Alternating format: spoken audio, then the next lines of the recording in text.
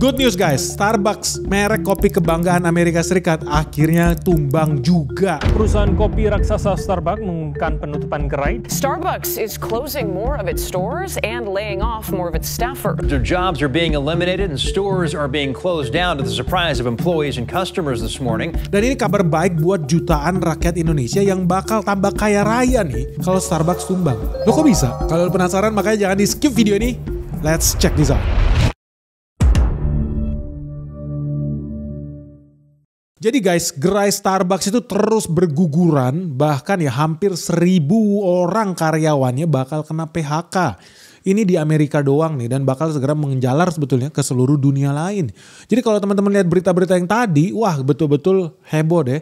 Kenapa? Karena Starbucks ternyata ya lagi goyang guys. Jadi raksasa kopi Amerika Serikat ya, Starbucks itu bakal memberhentikan karyawan dan menutup gerai mereka guys.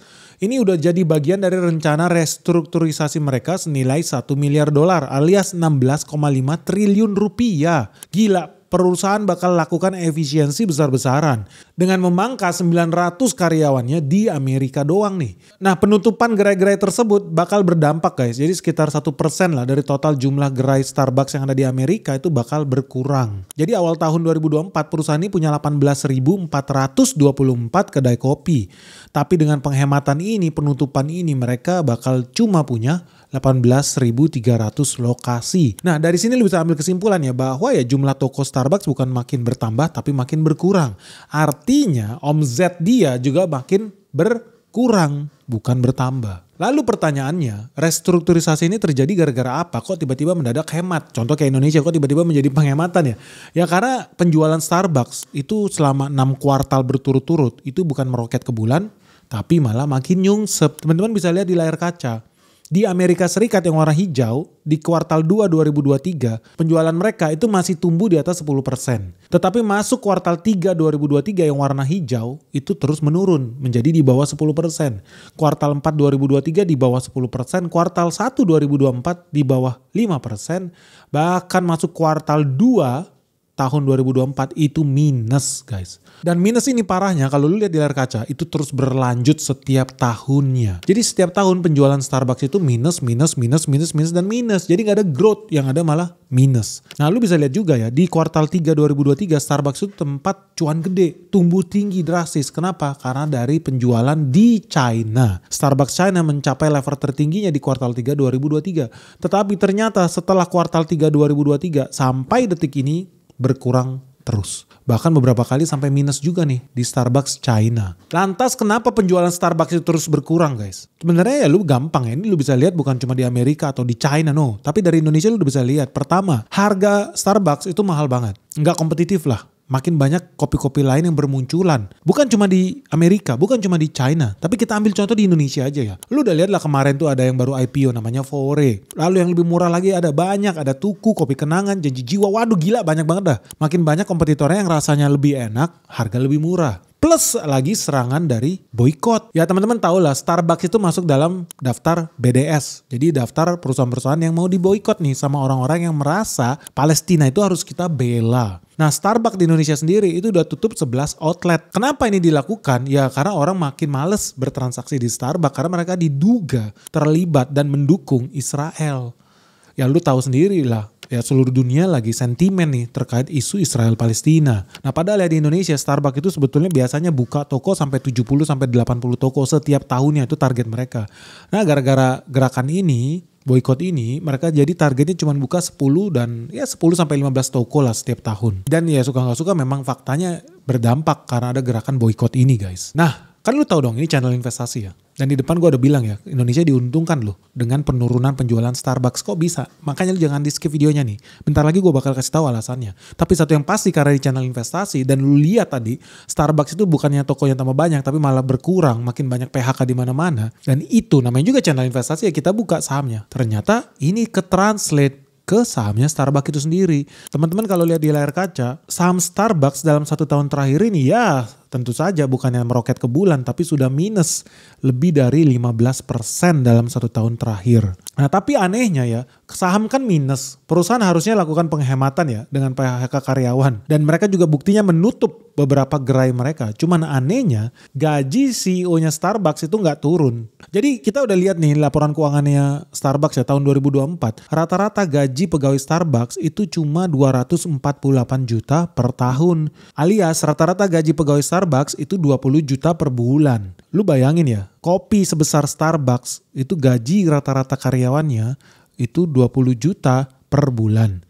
Gimana soal gajinya CEO Starbucks? Ternyata di tahun 2024 gaji ya CEO Starbucks itu bawa pulang duit 1,6 triliun rupiah. Gila nggak guys? CEO Starbucks itu bawa pulang 1,6 triliun rupiah di tahun 2024. Artinya per bulan dia dapat bawa pulang 133 miliar guys. Gila ya? Rata-rata karyawan itu gajinya 20 juta sebulan. Tapi CEO Starbucks bawa pulang 133 miliar setiap bulannya. Ekstrim guys, gila. Gue kira cuma anggota DPR, pejabat-pejabat di Indonesia aja yang gajinya ekstrim. Timpang dengan mayoritas rakyat Indonesia.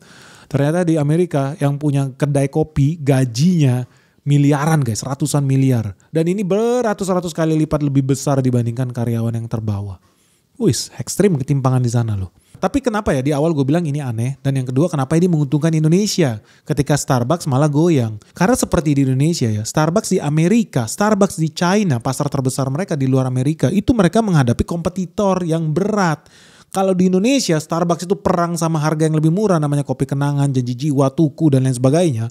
Di China, negara dengan penduduk 1 miliar lebih, Starbucks ternyata nggak bisa main sendirian. Dia di sana ketemu lawan lokal yang sangat powerful. Nah dari sini lu bisa lihat guys, ternyata nggak semua perusahaan besar itu pasti ngerti cara bisnis. Karena ketika Starbucks tambah nyungsep, buktinya Luckin Coffee buka cabang di Amerika Serikat tambah sukses. Kenapa? Karena mereka udah pakai big data, mereka udah bikin analisis CRM, consumer behavior, mereka udah pakai AI loh buat membantu kesuksesan mereka di Amerika Serikat. Dan ini juga bisa dilakukan di Indonesia, pemilik toko-toko kopi di Indonesia dan pengusaha-pengusaha di Indonesia buat mengembangkan bisnisnya bisa lebih akurat lagi. Jangan sampai nyungsep kayak Starbucks di Amerika. Nah teman-teman tahu gak sih, sayangnya di Indonesia gak semua pebisnis itu tahu gimana sih caranya mengelola dan menganalisis data untuk membantu perkembangan bisnisnya mereka. Ini sayang banget nih. Padahal sekarang udah ada nih software yang bisa bantu perusahaan kalian, perusahaan UMKM buat bisa menganalisis data tanpa bikin ribet, tanpa harus pindah-pindah aplikasi. Apalagi di era AI zaman sekarang, banyak yang klaim AI, tapi ternyata fungsinya nggak jelas, malah bikin ribet bukan makin simple. Nah untungnya sekarang sudah ada Odoo nih guys. Sekarang Odoo sudah hadir nih sebagai software bisnis all-in-one yang sangat gampang dipakai dengan lebih dari 70 aplikasi yang terintegrasi dengan AI agentnya sendiri. Jadi buat yang belum tahu nih, Odoo itu adalah software ERP yang paling lengkap dan terintegrasi. Ini sangat mudah digunakan nih bagi para business owner yang ingin membawa usahanya terus tumbuh dan berkembang. Nah dengan Odoo, lu mau atur penjualan, lu mau bikin invoice, lu mau urus accounting, bahkan lu sampai mau bikin website itu udah bisa di satu tempat guys, si Odoo ini. Karena Odoo ini sangat gampang dipakai dan nyambung satu sama lain nih modul-modul softwarenya. Wih keren banget sih guys. Apalagi sekarang sudah ada yang namanya AI Agent Odoo. Tinggal ketik kebutuhanmu di app apapun, dari bikin laporan audit, forecast penjualan, dan stok, auto assign kerjaan sesuai expertise karyawan. Ya semuanya diserba otomatis, cepat dan akurat. Jadi dengan AI Odoo ini guys, hidup jauh lebih simpel sebagai pengusaha. Lu gak perlu lagi pakai belajar software yang ribet-ribet. Lu tinggal ketik aja di AI-nya. Tolong bikin laporan penjualan minggu ini. Enter, langsung keluar. Atau lu juga bisa tinggal ketik aja AI-nya. Bilang sama dia, ringkas meeting kemarin. Langsung beres. Keluar report meetingnya. Jadi hidup lebih ringkes guys. Lu gak perlu lagi kerja-kerja manual lah. Aduh ribet lah masa lalu itu. Sekarang lebih gampang. Pakai Odoo. Gak perlu pakai tools-tools lainnya yang ribet itu. Jadi tunggu apa lagi guys? Kalau lu mau hidup lu tambah ringkes, bisnis lu tambah lancar, lu kudu wajib nih langsung cobain atau konsultasi sama tim Odoo-nya langsung. Segera cek link deskripsi di bawah ini. Mumpung nih harganya saat ini ya masih sangat terjangkau dan affordable. So tunggu apa lagi guys? Kalau lu penasaran langsung cek ya link deskripsi di bawah ini.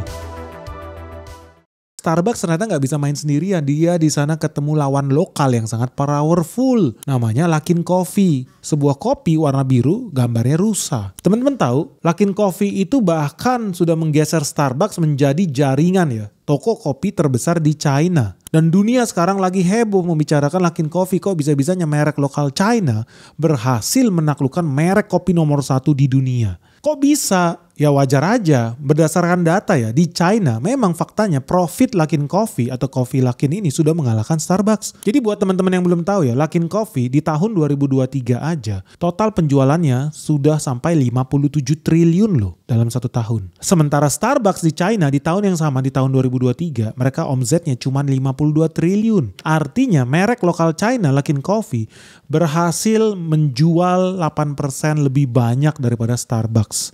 Mereka berhasil mendapatkan revenue yang lebih besar dibandingkan Starbucks yang sudah berdiri sejak bertahun-tahun lalu. Sementara Luckin Coffee itu baru didirikan di tahun 2017 sama Jenny sama Charles. Ini anak-anak muda loh yang punya visi misi mau menjadikan kopi di China itu tuan rumah di negaranya sendiri.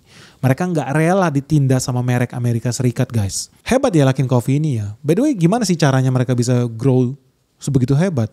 Ya karena ya jumlah gerainya juga ternyata lebih banyak dibanding Starbucks loh. So mereka punya gerai lebih banyak di China di tahun 2023, mereka punya 16.000 gerai.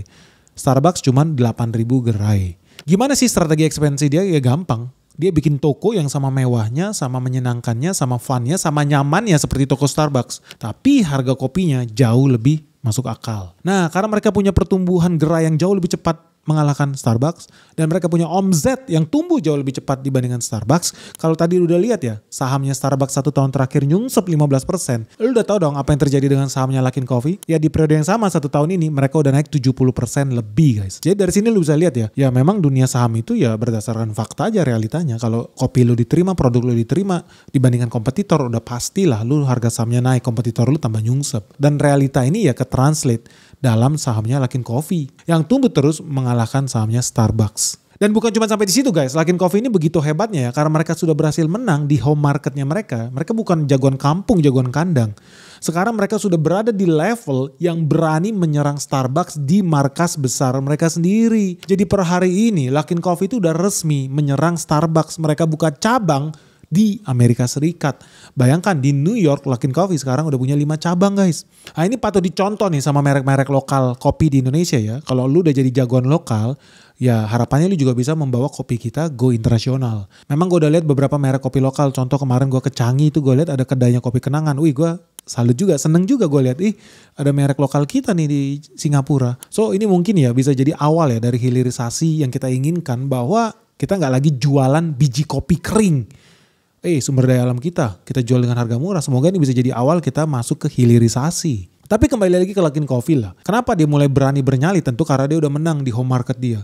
Dan yang kedua, di tahun 2025 Luckin itu sudah masuk 6 besar kedai kopi terbesar di dunia loh. Kalau lihat daftarnya ya, 10 merek kopi terbesar di dunia di tahun 2025. Peringkat 1 ya saat ini masih Starbucks. Peringkat 2 ada Dunkin Donuts dari Amerika, sama seperti Starbucks. Peringkat 3 ada Tim Hortons dari Kanada. Peringkat 4 ada Costa Coffee dari UK. Peringkat 5 ada McCafe dari Amerika juga. Tapi ternyata peringkat 6 sudah menyodok antrian. Peringkat 6 besar dunia ada Luckin Coffee dari China. Peringkat 7 ada Gloria Jeans dari Australia. Peringkat 8 ada Cafe Nero dari UK. Peringkat 9 ada Tallis Coffee dari Amerika Serikat. Dan yang ke-10 ada Coffee Bean & Tea dari Amerika Serikat. Nah jadi di sini lo bisa lihat ya dari 10 merek toko kopi yang besar di dunia. Semuanya itu merek barat. Merek Amerika dan sekutunya. Apa? Merek Amerika, Inggris, dan Australia. Ada Kanada juga, sekutunya juga NATO semua. Tapi ternyata ada satu nih perusahaan Asia yang bisa nyodok, namanya Luckin Coffee.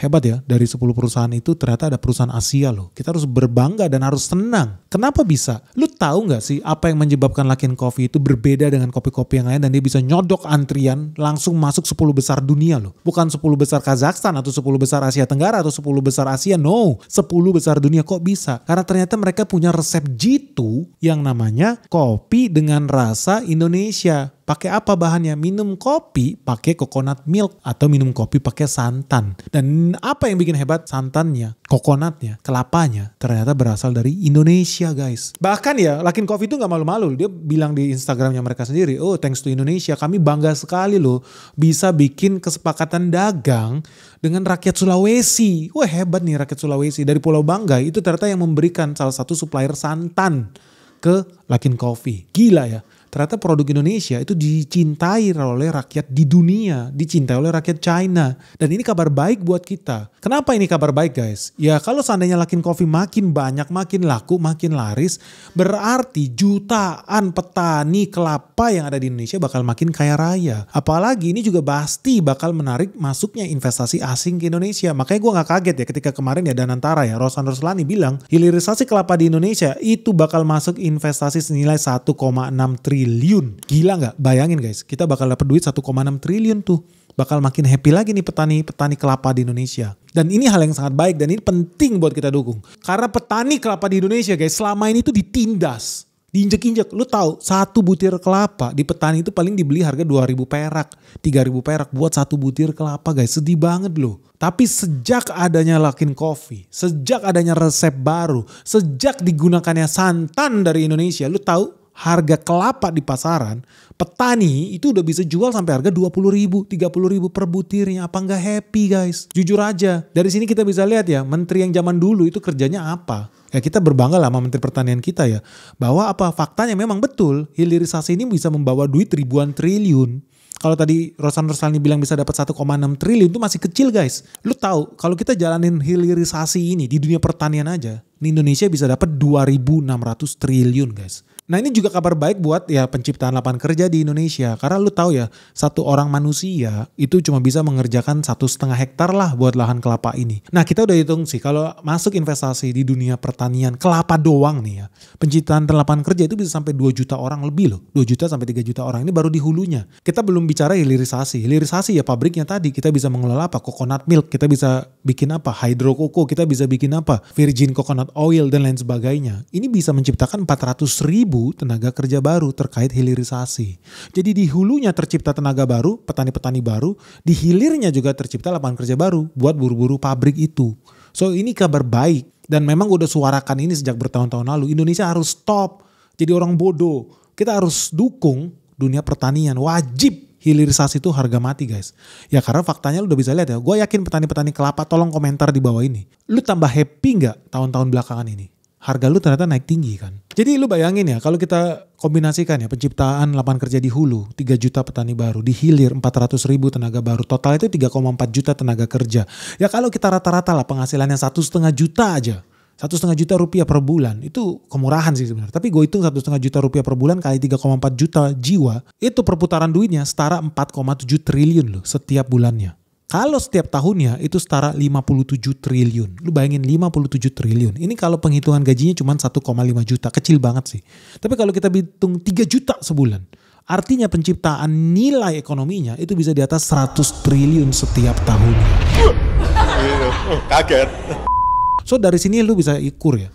Ternyata 100 triliun tuh sangat realistis buat kita peroleh. Asal ya apa? Ya kita berani ekspansi, kita berani memajukan petani-petani kelapa di Indonesia. Ya makanya gue sangat dukung ketika kemudian banyak eksportir kelapa kita yang jadi kaya raya. Gue happy karena gue yakin pasti ada aksesnya juga ke petani di bawah. Seperti berita ini lihatlah di Tirto. Harga kelapa di Riau naik, petani sampai dealer motor ikut bahagia karena mereka kemudian belanja. Mereka belanja motor, belanja kulkas baru, belanja TV baru. Ekonomi mereka naik. Dan bahkan di sini lu bisa baca juga ya, Mentan, Menteri Pertanian ya, klaim petani kelapa sedang bahagia karena harganya naik. Nah ini betul, selama ini mereka itu ditindas guys. Gak ada orang yang kasih perhatian sama petani kelapa kita. Tapi ya faktanya sekarang kita makin cuan, petani makin happy.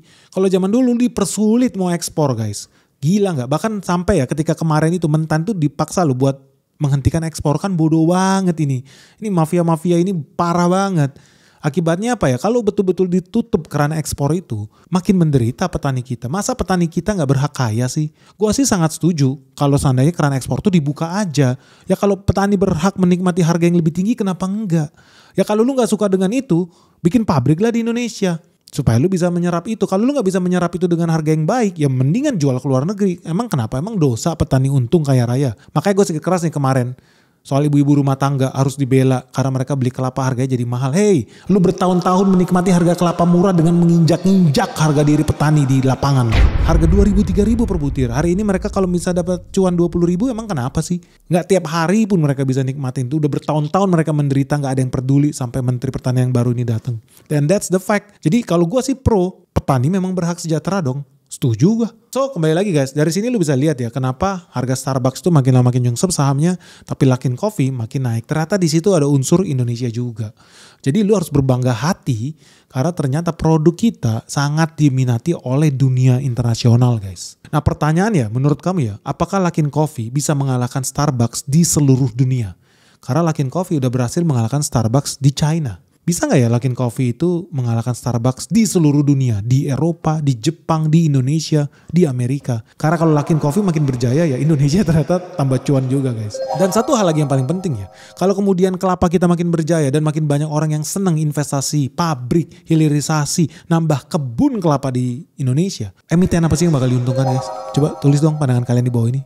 Lu setuju atau enggak sih kalau petani makin sejahtera dan hilirisasi pertanian dilakukan di Indonesia? Siapa yang bakal diuntungkan? Dan ini kabar baik loh buat dunia pertanian Indonesia. Setuju nggak kamu kalau itu kita kuatkan, kita galakan, dan kita sosialisasikan soal kesejahteraan petani dan hilirisasi pertanian? Segera tuliskan pandangan kalian di kolom komentar yang ada di bawah ini. Dan jangan lupa subscribe channel Benix. Salam sehat, salam cuan, bye-bye.